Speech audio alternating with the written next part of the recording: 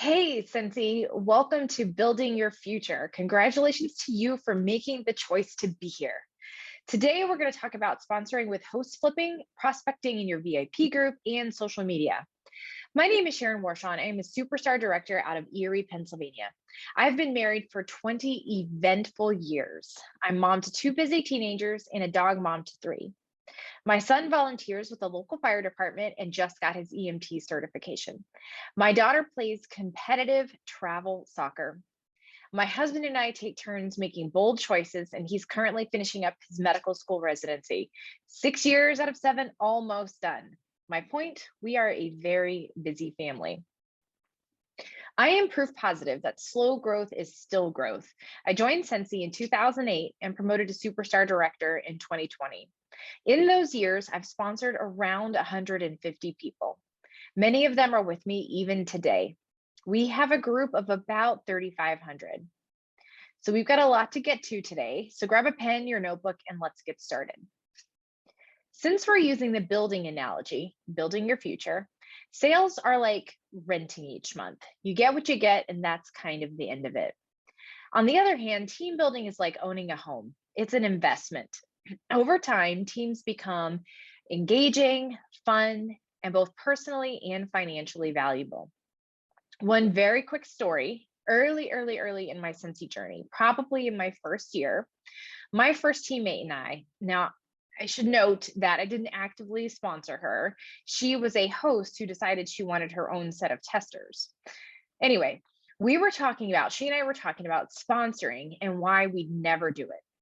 We looked at the compensation plan and asked ourselves, why in the world would I ever recruit a customer and give away my 25% commission in exchange for the 2% wholesale bonus? Ladies and gents, I'm here to tell you that we were exceptionally short-sighted. What we didn't understand, and what I'm hoping to show you today, is that it's not the one team member. It's about the potential of the hundreds and even thousands. The compensation plan doesn't assume that sponsoring one person will be the end of your Cincy team building journey. The compensation plan assumes that you'll sponsor one a month. And over the course of 1 or 2 years, you'll have a team of 12 or even 1,200. Imagine what that bonus would be like multiplied out. If you take a look at the compensation plan, you'll see that bonuses actually begin at 2%. They extend all the way out to 9%. Let me give you a textbook example. A consultant who sells 2,000 in 1 month will earn a $600 paycheck. On the other hand, the same consultant with a $2,000 month with sales, but also has a director's team, can earn $1,000 or more. Let me give you a personal example. The month I promoted to director, I had 2,700 in PRV. As a team of one, my commission check would have been $810. But since I was director's team, my commission check was actually $1,615, almost exactly double what my commission would have been as a team of one. Now I'm going to stop here and just remind you that whenever we're talking about income or the things that we do with our income, excuse me, we always need to make sure that we reference the income disclosure and use the statement, results may not be typical. So I'm going to go ahead and say those things now. Don't forget to reference your income disclosure statement, and don't forget that results may not be typical. And we're just going to go ahead and apply those things anytime I speak about income, or my story during our little chat today. So growing a team is not only financially valuable, but it can also provide joy and fulfillment in helping others discover their potential while growing a community of like-minded people. It's exciting to wake up every day and have a community of people who want the same things as you to work with, plan with, and dream big with. In our group, we're on a mission to help 600 people make at least 150 each month, because 150 in monthly commissions is the first step towards making truly life-changing money. And that's super exciting to me. Why? Because I believe a consultant who has the skills to earn 150 in commission each month consistently has all the skills she needs to earn 25,000 per month. Don't believe me? That's okay. I'll hold the belief for you until you get there. Lastly, sponsoring will help you earn Sensi incentives. I'm going to let you in on a little secret. Sensi designs incentives in such a way that by earning them, we gain valuable business skills and have stronger businesses at the end of the incentive. If you found yourself frustrated by the incentive process, ask yourself, what skill do I need to learn to accomplish the incentive next time? If sponsoring is one of those skills, then you're in the right place. Before we get to the how of growing our teams, let's do a quick belief check-in. Most of the actions we either take or don't take in our businesses boil down to what beliefs we have about those actions. Do you believe that there's at least one person out there who wants a business like ours? How about 2 people? How about 10? Keep in mind that Sensi has over 1 million people, has enrolled over 1 million people, and we're only 17 years old. So I'll ask again before we move on. Do you believe there's at least one person out there in the world who wants a business like ours? Now that we've got our beliefs in check, let's talk about how we're going to build our teams of like-minded business people. Like many good things in life, success in sponsoring is found when you approach from multiple perspectives. I'm going to give you my systems on how I recruit through parties, through my VIP group, and out on social media. Each system is going to have several touch points for people to get used to hearing about the business in a consistent, authentic, and non-spammy way. Let's start with parties and host flipping. If you're not having parties now, don't panic. We have plenty of resources here to help you get those parties booked. I personally adore host flipping. Hosts are hands down the best people that I know of to join my team. They're the people that I most often want to join my team. They have a good understanding of our products, the host reward system, they've seen a party in action, and most importantly, she and I typically have a really good working relationship. The first time people hear about the business in my parties is through my written story. I post my introduction and story as one of the first things in my party. During the live segment of my party, I include the business as a product for sale. I keep my testers in the catalog on display, and I let people know that the best possible value they can get is with a consultant account. I also do a closing post where I bring up the opportunity again. So in total, I mention the business at least 3 times during the party itself. But the most work is done in conversation with my host, and this is kind of a process. So now, of course, I've kept in touch with my host leading up to her party, but once her party starts, I screenshot her party and its orders as they come in, almost like I'm live streaming her party to her. I go to the workstation, I pull up the cart with her party in it, and I show her as people start to order from her party. And we track her free and half price items go up as her host base goes up.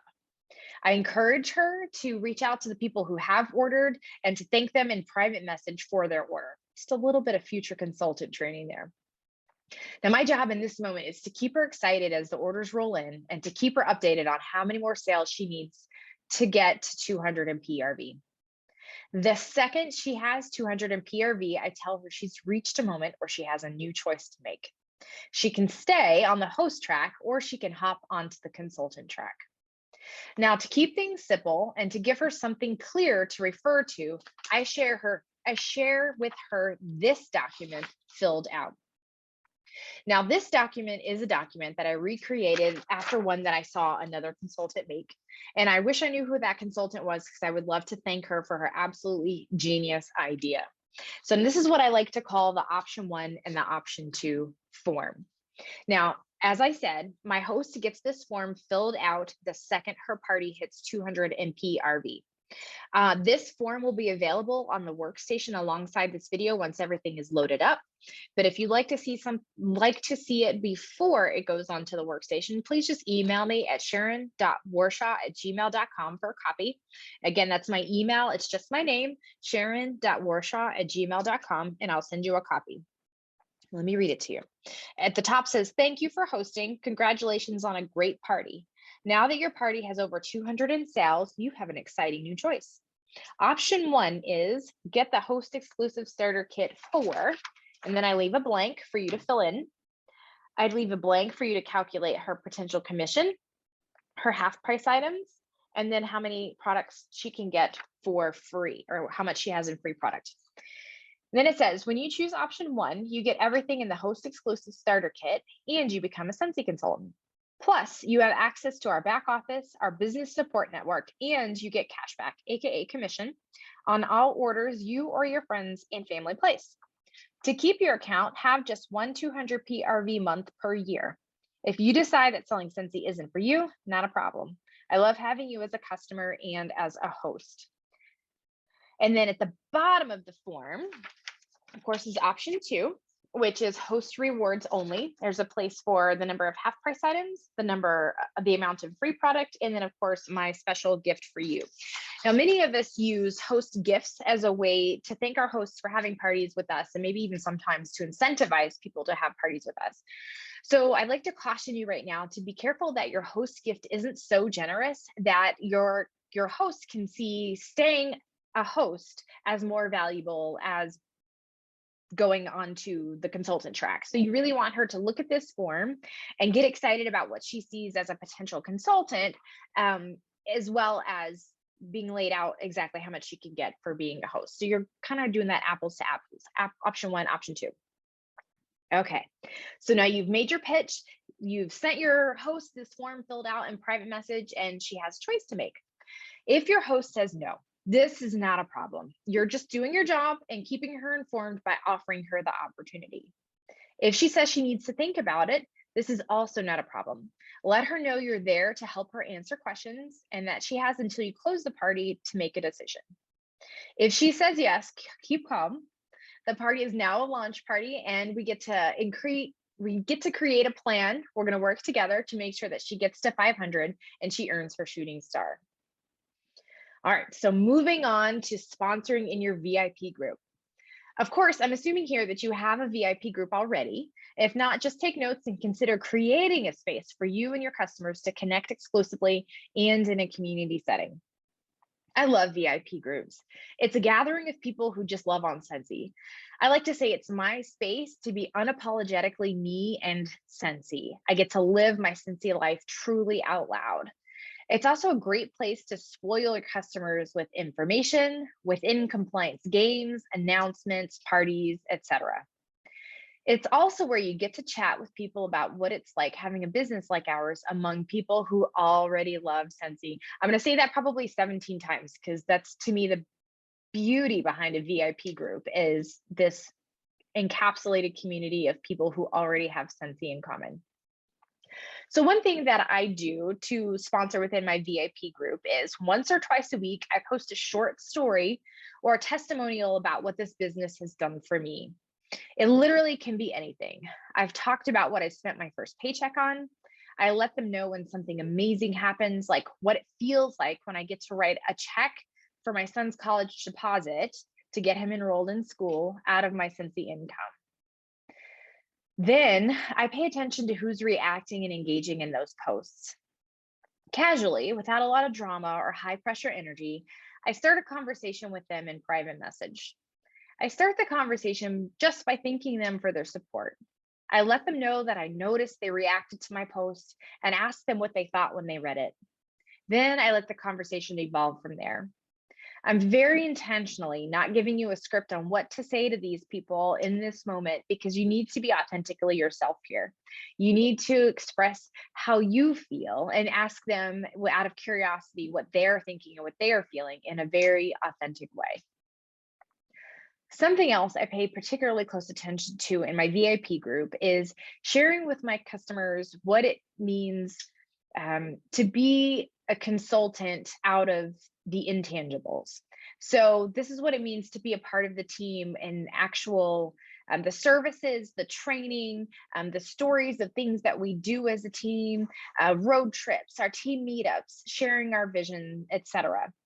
So this comes out in stories too. And what you're doing is sharing how you feel and the joy you find as being a part of Scentsy or being a part of your Scentsy team.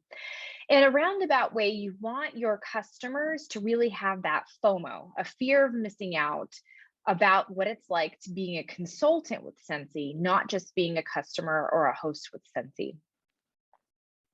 So now when you're having conversations with these people in your private messenger, you're coming back to they might say no, right? So that's okay. Keep them on your list of people to intentionally connect with consistently. Clearly, these people saw something in your post, so give them some time to watch your journey. Again, if they say yes or I need more information, don't freak out. Keep your energy calm and point to some information. I love to send them to the join page on our websites. It's something they can see and refer to when they have questions. It's also business validating and teaching them that there are systems in place for something like this. They don't have to have all of this information memorized in order to be a consultant. Give them some time once you've given them the information, usually only a day or so, because you want to catch them while they're still curious and excited. And then follow up any questions that they might have and answer any questions that they might have. Once they're ready to join, go through the process with them. This is the first step on your journey together when you're building your team. Okay, lastly, let's talk about what it's like to sponsor out on social media. Now, this is an audience that you might not even realize is paying attention. It's kind of what we refer to as the cold market. This is your true opportunity to attract the types of people you want to work with in your business. I'm primarily going to speak to Instagram because since that's where the majority of my experience lies. But first things first, no matter what platform you're on, you want to decide who you're speaking to and what you're going to talk about. People don't come to your profile to see a new flyer every day. They come to see what you've got going on in your life with a side of Scentsy, and they want to relate to you. I feel like this is a place where a lot of social marketers have not quite a precise idea of who they're speaking to. I think we get excited and we say to ourselves, oh, I want to talk to everyone because everyone loves Scentsy. But really, when you're looking at who it is you want as your ideal customer, who you want as your ideal future consultant, you want to know exactly who you're talking to and who you want to attract to your business. I speak to 40-year-old women with teenage children and dogs who isn't afraid of a little hard work. Why? Because that's who I am. I'm a 40-year-old woman with teenagers, dogs, and I'm not afraid of hard work. I talk about my dogs, my kids, my home, and my Scentsy. It's who I am and what I do. So who are you and what do you do? Whatever that is, it's what makes you unique. It's what will attract people to you versus having them come visit me. When I talk about my house, it's usually a DIY project I've got going on. My dogs are beagles. I have one daughter and one son, and one of them is headed off to college. I earn awards for my efforts with Scentsy. And when you go to my Instagram, you see that. It's who I am and it's what I do. Pick 3 things that define who you are and what you do, and stick to those 3 things. If you're struggling to nail that down, then consider asking your VIP group or personal Facebook friends what they think when they think of you. After you've identified your audience and decided what you're going to talk about, it's time to do some research on the types of hashtags you're going to use in your captions. Hashtags are an absolutely amazing tool to help like-minded people find each other. For example, I follow and use hashtags associated with beagles because I want to see other people's beagles and I like showing mine off. Ideally, someone in my audience is a beagle lover and we can bond over that. It's something we have in common. We're like-minded. Okay, so this part of my story is a little awkward and a little uncomfortable, but we're all friends here. I'm going to give you a personal story about why you definitely want to research your hashtags. So, as I mentioned before, maybe a few too many times at this point, I'm a woman and I'm in my 40s. So I thought when I was developing my audience for my Instagram account, I would use the hashtag women over 40 to connect with other women who are over 40. Unfortunately, that hashtag in particular isn't designed to connect women who are 40. It's designed to connect other people, particularly men, who are interested in women over 40. So needless to say, I attracted a few people to my account that I did not intend to attract to my account because I did not appropriately research that hashtag before I started using it. So I have stopped using that hashtag and I have forced unfollow a few different accounts because that hashtag was bringing the complete wrong vibe to my Instagram account. So another tip on hashtags, keep in mind that you want hashtags again to attract your ideal customer or consultant. So if you're using hashtags that are already affiliated with Scentsy, like hashtag Scentsy Life or hashtag Scentsy Snapshot, you might be attracting other consultants. There's nothing wrong with that if the content you're talking about is intended to speak to other consultants. But when you're looking to attract future customers and future consultants, you want to use sort of Scentsy adjacent hashtags. For example, you might use the hashtag clean air when you're talking about our air purifier to attract people who are interested in having clean air. Or you might use the hashtag home decor when you're talking about what our products look like visually to attract people who are looking to have a more beautiful home. Okay. So now last tip on Instagram, use all the different ways to post to reach a wide audience. You want to look at your reels, use stories and posts. Don't artificially limit yourself and your audience reach by just using one of the different ways to connect with people on Instagram. Okay. So hopefully, after thinking through all the different ways that you can authentically sponsor among people you get along with and share some similar interests with, you can see how sponsoring truly creates a community within your team. Teams work together to raise funds for their favorite charities, share Airbnbs at SFR, and share dinner tables. Just a few tips to bring us home and close us out here. First and foremost, consistency is queen. Consistency builds trust. It builds trust with your audience and yourself. Our business is a long game business. People want to know that you're going to be here a year from now. You need to believe you're going to be here a year from now and act like it. When you don't show up consistently, you break trust with your audience and with yourself. One more thing, and this is a bit of a cold truth, but consistency can be boring. And I get that. I really get that. Shiny is fun. Sparkly is fun. Consistency is boring. But when you can get comfortable with the feeling of boring and do the work anyway, you'll start to see some really amazing results 60, 90 days from when you start. I promise. Second tip, this is absolutely a social business. We are social sellers. You must get comfortable actually speaking to people in order to grow. Also, no is not a problem. It just is. You need to have enough belief and confidence in yourself, our business, and in others to understand that people will say no and it will have absolutely nothing to do with you. Give people space to feel comfortable saying no and remain your friend and connection. Each time someone says no, ask yourself, what could I do differently next time? And make it be the learning opportunity that it is. You said earlier that you believe that there's at least one person out there who wants our business. And here is where you prove that. Another thought. Now is not the time for A+ work. Now is the time just to do it and do it messy. C- work and get it done. You'll get better with time. Remember, it's a progressive skill. Lastly, don't feel like you have to take on all these tips at once. Just like any new skill, it starts out slow and gets easier the longer you've been at it. I mean, look at how long it took you to get comfortable driving. And now I bet you can drive and talk on the phone and drink your coffee all at the same time.